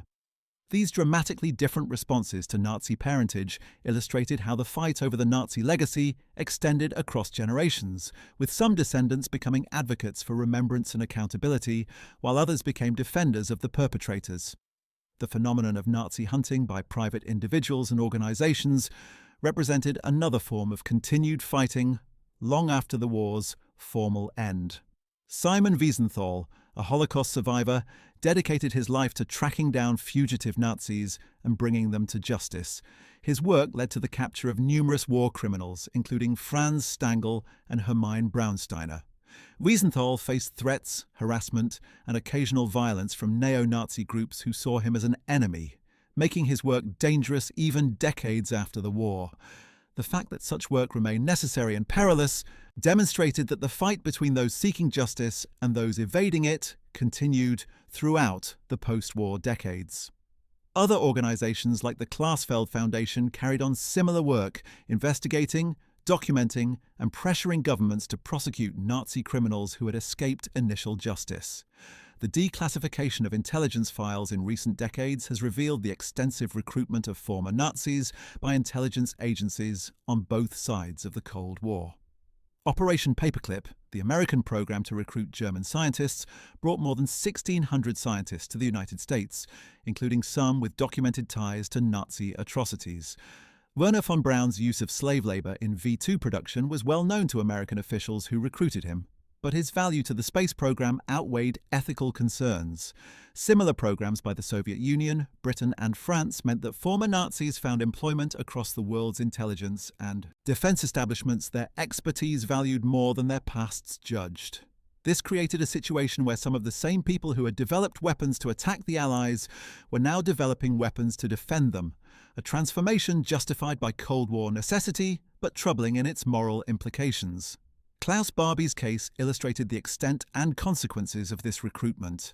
After his work for American intelligence in Europe, his escape to Bolivia with CIA assistance, and his decades there working for military dictatorships, his eventual capture and extradition to France in 1983 created an international scandal. His trial revealed details of his post-war activities, including allegations that he had assisted Bolivian authorities in hunting down Che Guevara and had trained security forces in interrogation techniques. The CIA's role in protecting and employing him led to congressional investigations and damaged American credibility when it came to advocating for human rights. Barbie's conviction in 1987 for crimes against humanity came too late for most of his victims, but it served as a warning about the long-term costs of moral compromises made in the name of Cold War expediency. The use of former Nazis as intelligence assets also meant that some were protected from prosecution when their crimes came to light. Adolf Eichmann's presence in Argentina was known to various intelligence agencies years before Israeli agents kidnapped him in 1960, but no action was taken, possibly because some agencies valued potential intelligence he might provide more than they cared about justice for his crimes. This protection of war criminals undermined the moral authority of Western nations that simultaneously claimed to be champions of human rights and the rule of law. The revelations about such protection, when they emerged decades later, fueled cynicism about whether justice had ever been a genuine priority or merely a propaganda tool. The emergence of the Internet and digital technologies created new battlegrounds for the fight over Nazi memory and ideology. Neo-Nazi groups established websites and online forums where they could spread Holocaust denial, share Nazi propaganda, and recruit new followers without the geographical limitations of physical meetings. Germany's attempts to combat this online presence faced challenges from the borderless nature of the Internet and conflicting legal frameworks in different countries. Sites hosted in the United States, which has more permissive free speech laws, could spread content illegal in Germany, but technically accessible to German users. This created a cat-and-mouse game between authorities trying to block access and extremists finding new ways to disseminate their messages. Social media platforms became contested spaces where historical debates played out in public, often acrimoniously. Viral posts spreading myths about Nazi Germany, minimizing the Holocaust, or glorifying Hitler would generate intense debates, with some participants genuinely uninformed and others deliberately spreading disinformation. Platforms struggled to balance free expression with preventing the spread of hate speech and historical lies, often making decisions that pleased no one. The ease with which false information could spread online meant that the fight against Holocaust denial and Nazi apologetics required constant vigilance and energy from historians, educators, and advocates. Video games and popular culture sometimes became battlegrounds over how Nazis should be portrayed. Games set in World War II faced decisions about whether to include swastikas and other Nazi symbols, whether to allow players to play as Nazi forces, and how to handle the historical context. Some countries, including Germany, banned games featuring Nazi symbols, while others allowed them in educational or historical contexts. These debates reflected broader tensions between historical accuracy, entertainment, and moral responsibility, with no clear consensus on where the appropriate lines should be drawn. The question of how to educate new generations about the Nazi past became increasingly urgent as the last survivors of the Holocaust aged and died. Many survivors dedicated their final years to speaking at schools, providing testimony for museums and archives, and ensuring that their stories would outlive them. The concern was that, without living witnesses, historical memory would fade, and denial would become easier. Programs to record survivor testimony, like the Shoah Foundation established by Steven Spielberg, aim to preserve these voices for future generations. The race against time to document survivor stories before they were lost illustrated the ongoing fight to ensure that the historical truth about Nazi crimes would survive despite attempts to deny or minimize them. Youth education programs specifically designed to combat neo-Nazism and right-wing extremism emerged in Germany, and other countries, reflecting recognition that the fight against Nazi ideology needed to continue actively, rather than assuming that time alone would eliminate it. These programs brought young people to concentration camp sites, facilitated encounters with Holocaust survivors, and taught critical thinking skills to resist extremist propaganda. The need for such programs demonstrated that the appeal of Nazi ideology to disaffected youth remained a concern decades after the regime's defeat, and that active education was necessary to counter it. The rise of right-wing populism in Europe and North America in the 21st century created new anxieties about whether Nazi ideologies could find renewed mainstream acceptance. Movements that employed nationalist rhetoric, scapegoated minorities, and questioned democratic norms sometimes drew comparisons to the early Nazi movement, though such comparisons were contested and controversial. Some saw these movements as proof that the fight against the ideological descendants of Nazism remained urgent and unfinished. Others argued that such comparisons trivialized the unique evil of Nazism and shut down legitimate political debate. These disputes illustrated that the fight over what Nazism was, what it means, and how to recognize and resist its potential re-emergence remained central to political discourse. The Alternative for Germany party, which emerged in 2013 and gained representation in the Bundestag, faced repeated accusations of harboring neo-Nazis and promoting xenophobic policies reminiscent of early Nazi rhetoric. Party leaders insisted they were merely expressing legitimate concerns about immigration and national sovereignty, but critics pointed to members who had minimized the Holocaust, praised aspects of Nazi policies, or used rhetoric that echoed Nazi propaganda. The battles over whether such a party represented a dangerous resurgence of Nazi tendencies or legitimate conservative politics illustrated how contested the Nazi legacy remained in contemporary Germany. The fact that such debates were necessary showed that the fight to prevent any rehabilitation or re-emergence of Nazism continued into the present day.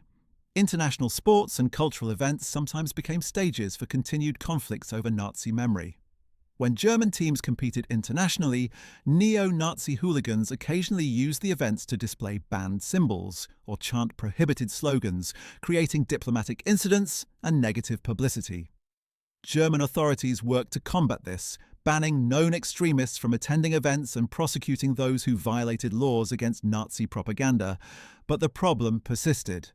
These incidents demonstrated that a small but persistent segment of German society remained committed to Nazi ideology and willing to fight, if only symbolically, against the taboos surrounding its expression. The trials that continued into the 21st century, prosecuting elderly former guards and low-level personnel from concentration camps, sparked debate about the purpose and value of such late justice. Oskar Grüning, an accountant at Auschwitz, was convicted in 2015 at age 94 of being an accessory to murder, though he died before beginning his sentence. His trial provided an opportunity for education as he testified about the operations of the death camp, but it also raised questions about whether someone who had been a cog in the machine rather than a decision-maker deserved criminal punishment so many decades later. Supporters of the prosecution argued that everyone who enabled the Holocaust bore responsibility and that age should not prevent justice. Critics suggested that resources would be better spent on education than on symbolic prosecutions of non-agenarians. The discovery of new evidence and witnesses occasionally enabled prosecutions that had seemed impossible.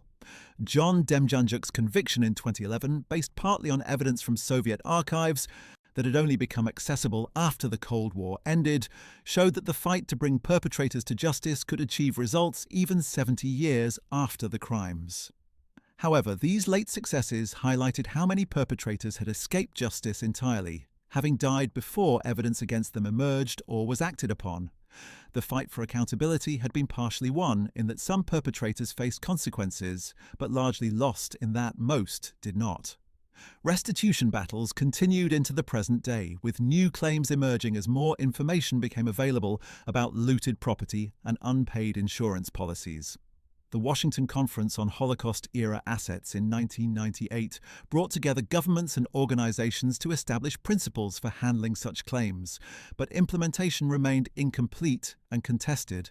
Some families successfully recovered looted art or received compensation for stolen property, while others faced bureaucratic obstacles, statutes of limitations, or simple lack of documentation. These ongoing fights represented a literal and symbolic struggle over whether the material theft that accompanied genocide would ever be fully addressed. The question of what happens to Nazi memorials and monuments in countries that were allied with or occupied by Nazi Germany created international tensions. When Lithuania and Latvia held commemorations for local Waffen-SS units, Jewish organizations and some Western governments protested, arguing that such events honored war criminals and minimized the Holocaust. Local nationalists defended the commemorations as honoring those who fought against Soviet occupation, attempting to separate nationalist resistance from Nazi collaboration. These disputes reflected different historical memories and priorities, with some emphasizing the crimes of communism, while others insisted that Nazi collaboration could never be celebrated, regardless of motivation. The inability to reach consensus on such issues demonstrated the ongoing power of World War II to shape international relations and domestic politics. The treatment of refugees and asylum seekers in contemporary Europe sometimes evoked comparisons to Nazi persecution of refugees in the 1930s, with some arguing that failure to provide haven for those fleeing violence and oppression repeated the moral failures that had left Jewish refugees with nowhere to go before the war. Others rejected such comparisons as overwrought and inappropriate, arguing that contemporary refugee situations were fundamentally different from the organized genocide of the Holocaust. These debates showed how the Nazi past continued to inform moral and political arguments about contemporary issues, with different sides claiming the lessons of history supported their positions. The construction of right-wing movements in Eastern Europe that celebrated anti-communist fighters who had collaborated with Nazis created complex challenges for understanding World War II history. In Ukraine, figures like Stepan Bandera, who led nationalist movements that worked with the Nazis, were celebrated by some as independence heroes, while condemned by others as collaborators in genocide. The Russian government used Ukrainian nationalist admiration for such figures as propaganda, justifying its aggression against Ukraine, while Ukrainian nationalists argued that focusing only on collaboration ignored the legitimate aspirations for independence that had motivated such alliances. These disputes illustrated how the fight over World War II history remained entangled with contemporary political conflicts. The rise of online communities devoted to World War II, gaming, reenactment, and modeling sometimes created spaces where Nazi aesthetics and mythology were celebrated in ways that made some uncomfortable. The line between historical interest and ideological sympathy could be blurry, and communities dedicated to German military history sometimes attracted participants more interested in celebrating Nazi Germany than objectively studying it. The existence of such communities, where Wehrmacht and SS equipment and tactics were discussed admiringly without adequate acknowledgement of the criminal context in which they were employed, represented a subtle form of continued fighting to rehabilitate aspects of the Nazi legacy. Academic debates over how to interpret Nazi Germany and its crimes continued to evolve, with new generations of historians bringing fresh perspectives and methodologies.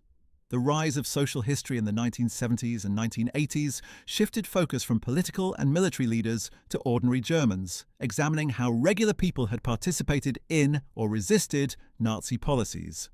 This work complicated simple narratives of German victimization or universal resistance, showing instead patterns of complicity, opportunism, and moral compromise across German society. Some found these findings uncomfortable, preferring older narratives that emphasized Hitler's personal responsibility or located guilt primarily among SS and Nazi party members, while portraying ordinary Germans as victims of circumstance. The study of perpetrators, examining who committed Nazi crimes and what motivated them, revealed troubling findings about how ordinary people could be transformed into mass murderers through a combination of ideological indoctrination, peer pressure, careerism, and the brutalization of warfare. Christopher Browning's study of Reserve Police Battalion 101, which participated in massacres of Polish Jews, showed that the perpetrators were not ideological fanatics, but middle-aged reservists, many from working-class backgrounds, who killed because of conformity, obedience, and situational factors, rather than fanatical anti-Semitism. These findings challenged comfortable assumptions that only monsters committed atrocities and forced recognition that genocide could be perpetrated by seemingly normal people under certain conditions. The question of what made the Holocaust unique versus comparable to other genocides remained contested among scholars and commentators. Some insisted on the Holocaust's uniqueness based on its industrial scale, its basis in racial ideology, or its attempt to completely annihilate a people. Others argued that emphasis on uniqueness could minimize other genocides or create a hierarchy of suffering. These debates had practical implications for how genocide prevention was approached and how different victim groups related to each other. The continued arguments over such fundamental questions showed that consensus on the meaning and lessons of Nazi crimes remained elusive even among those who agreed they must be remembered and prevented from recurring.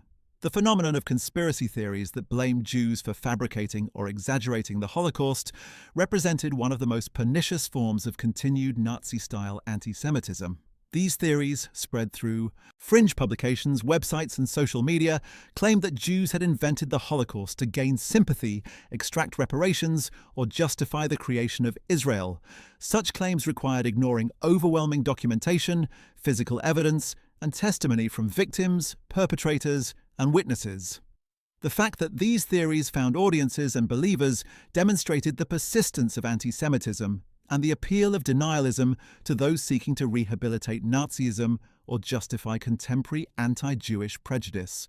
Fighting such conspiracy theories required constant educational effort and willingness to confront anti-Semitism wherever it appeared. The commercialization of Holocaust memory created uncomfortable tensions between the need to educate and memorialize and the market forces that could trivialize or exploit suffering for profit. Holocaust tourism became a significant industry, with thousands visiting Auschwitz, Dachau, and other former camps annually. While many visitors came seeking education and paying respects, others treated the sites as macabre attractions, posing for selfies at gas chamber entrances or otherwise behaving inappropriately. The commercialization of Anne Frank's story through multiple film adaptations, merchandise, and even a theme park proposal sparked debates about where the line between education and exploitation lay. These tensions illustrated the challenges of keeping memory alive across generations while maintaining appropriate respect for victims. Museums and educational institutions faced difficult decisions about how to present Nazi artifacts and history in ways that educated without inadvertently glorifying. Displaying Nazi uniforms, weapons, and propaganda required careful curation to ensure visitors understood the criminal context rather than being impressed by the aesthetics or military achievements. Some museums opted for stark presentations emphasizing the human cost of Nazi policies, while others provided more contextual historical information. Different approaches reflected different theories about what visitors needed to understand and how to prevent misinterpretation or misuse of historical materials. The fight over who could claim to be a victim of Nazism and deserved recognition in commemorative practices created painful conflicts among different groups. Jews constituted the largest single category of Nazi murder victims, but Roma, homosexuals, disabled people, Slavs, political prisoners, Jehovah's Witnesses, and others had also been persecuted and killed. Efforts to create inclusive memorials that acknowledged all victim groups sometimes faced resistance from those who felt that lumping together victims of different policies minimized the unique targeting of Jews for total annihilation. These debates reflected genuine disagreements about historical accuracy and appropriate commemoration, but they also sometimes reflected competition for recognition and resources among different communities still seeking acknowledgement of their suffering.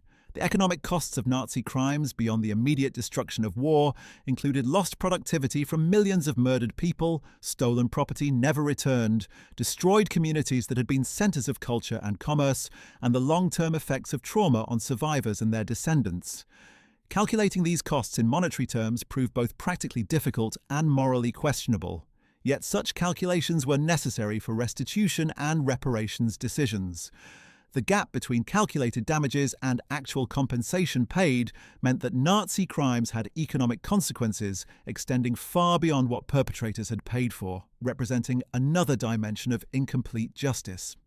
The psychological legacy of Nazi crimes affected not only survivors, but subsequent generations who inherited trauma, guilt, or confused identities from their family histories. Children of survivors sometimes struggled with their parents' trauma, experiencing second-hand effects of persecution they had not directly endured.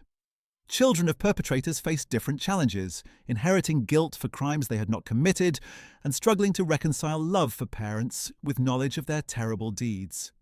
The intergenerational transmission of both trauma and guilt meant that the psychological fight over the Nazi past continued through family lines, creating ongoing suffering long after the events themselves.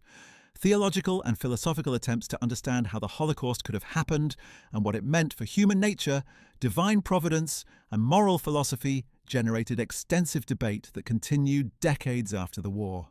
Jewish theologians grappled with questions about God's presence or absence during the genocide, producing different responses from rejection of faith to renewed emphasis on covenant and survival.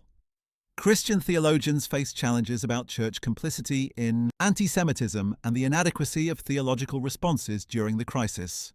Philosophers debated whether the Holocaust revealed something fundamentally new about human capacity for evil or merely confirmed what history had always shown. These intellectual and spiritual wrestlings with the meaning of Nazi crimes represented another form of ongoing engagement with a past that refused to remain merely historical. The development of international human rights law and the concept of crimes against humanity owed much to the legal innovations of the Nuremberg trials, which established that individuals could be held accountable for atrocities even when committed under state authority, and that some crimes were so heinous they offended all of humanity, regardless of where committed. This legal legacy meant that the fight against Nazi crimes had produced tools that could be used against other perpetrators of genocide and mass atrocities, the International Criminal Court and various ad hoc tribunals addressing crimes in Yugoslavia, Rwanda, and elsewhere built on Nuremberg's precedents, extending the fight for accountability beyond the specific context of World War II. However, the selective application of these principles with powerful nations able to evade accountability, while weaker ones faced prosecution, created cynicism about whether international justice was truly universal or merely victors' justice applied unevenly. The failure to prosecute some clear instances of genocide or crimes against humanity while pursuing others suggested that politics rather than pure justice often determined whether accountability would be sought. These limitations in the international justice system created by Nuremberg showed that while the fight against impunity for mass atrocities had achieved important legal frameworks, it had not achieved consistent enforcement. The tension between forgiveness and justice, between moving forward and dwelling on the past, between individual and collective responsibility, remained unresolved and perhaps unresolvable. Different societies, communities, and individuals reached different conclusions about the proper balance, and these differences sometimes created conflicts. Germany's extensive efforts at confronting its past, while imperfect and delayed, contrasted with Japan's more limited acknowledgement of wartime atrocities, creating ongoing tensions in East Asian international relations. These comparative examples showed that there was no single correct approach to dealing with a criminal past, but that evasion and denial typically created more problems than honest confrontation, however difficult and painful that confrontation might be. The question of when, if ever, it would be appropriate to consider the Nazi past as definitively history rather than ongoing concern generated different answers across generations and communities. Those who had lived through the war or its immediate aftermath often insisted that vigilance must continue indefinitely, that the fight against Nazi ideology and its potential re-emergence could never be considered won. Younger Germans sometimes expressed frustration at what they saw as endless obsession with crimes committed before their birth, wanting to develop a less burdened national identity. Finding balance between necessary historical consciousness and the ability to move forward remained a challenge without clear resolution. The persistence of far-right extremism in Germany and elsewhere, including violent attacks on immigrants, Jews, and minorities, demonstrated that the ideological fight against Nazism remained urgent and unfinished. The murder of 9 people at a synagogue in Halle in 2019 by a neo-Nazi gunman who live-streamed his attack showed that Nazi-inspired hatred could still motivate deadly violence. Each such incident renewed debates about what had gone wrong, how such ideologies persisted, and what more needed to be done to combat them. The fact That such violence continued more than 70 years after Nazi Germany's defeat showed that the fight against Nazi ideology was not won once and for all in 1945, but required ongoing commitment and effort. Educational initiatives to combat extremism and promote tolerance represented one front in this ongoing fight. Programs bringing together people from different backgrounds, teaching critical media literacy to help recognize propaganda, and promoting democratic values and respect for human rights all aim to inoculate societies against the appeal of extremist movements. The varied success of such programs, with some demonstrating measurable impact while others struggled to reach those most at risk of radicalization, showed the complexity of preventing extremism through education alone.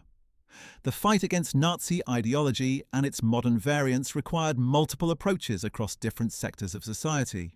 The role of memory in shaping national identity meant that how Germans remembered the Nazi past affected how they understood themselves as a nation in the present. The concept of Vergangenheitsbewältigung, coming to terms with the past, became central to German public discourse, reflecting widespread acknowledgement that dealing with the Nazi legacy was necessary for creating a healthy democratic society. This process, never completed and always contested, represented a form of ongoing struggle over what it meant to be German in the shadow of Nazism. Different visions of German identity, from those emphasizing German suffering and victimization to those prioritizing acknowledgement of perpetration and responsibility, continue to compete in political and cultural discourse. The answer to the question of how Germans kept fighting the Allies after World War II was thus complex and multifaceted. Some fought literally through armed resistance, mercenary service, or employment in foreign militaries and intelligence services. Others fought through organized political advocacy, historical revisionism, and attempts to rehabilitate Nazi figures and ideologies. Still, others fought through passive resistance to denazification, through protecting war criminals, through legal battles over property and compensation, or through educational and cultural efforts to shape how history would remember the Nazi era. The fight played out in courtrooms and classrooms, in memorial sites and academic journals, in family conversations and international diplomacy. It encompassed individual quests for justice or evasion, institutional struggles over memory and accountability, and broader social conflicts over national identity and moral responsibility. Some Germans fought to preserve aspects of the Nazi legacy. Others fought to expose and repudiate it, creating conflicts that persisted across generations. Well, that's it. Thanks for watching. We hope you found this video informative about the complex and troubling ways that Germans continued their struggle. After World War II ended, not through unified armed resistance, but through countless individual and collective actions to either embrace or evade accountability for Nazi crimes, to rehabilitate or resist Nazi ideologies, and to shape how history would remember one of humanity's darkest chapters. If you enjoyed learning about today's topic, make sure to check out our video about what happened to the Nazi leaders after the war for more insight into the immediate post-war period. Don't forget to like this video, subscribe to our channel, and hit the notification bell to stay updated on more World War II content. See you in the next one.